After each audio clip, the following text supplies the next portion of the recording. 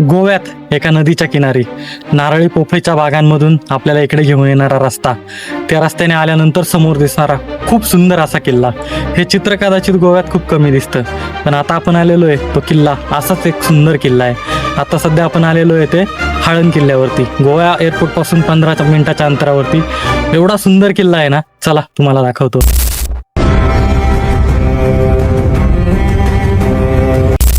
नदीच्या किनारी किल्ला आहे हा, आणि नदीच्या साईडला जर बघितलं ना, पूर्ण नारळांच्या बागा दिसतात.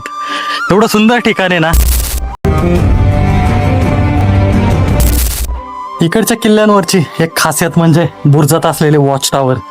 हा बघा, बुरुजात बनवलेला आहे. याच्या आतमध्ये आल्यानंतर इथून या मारा करायसाठी जागा आहेत.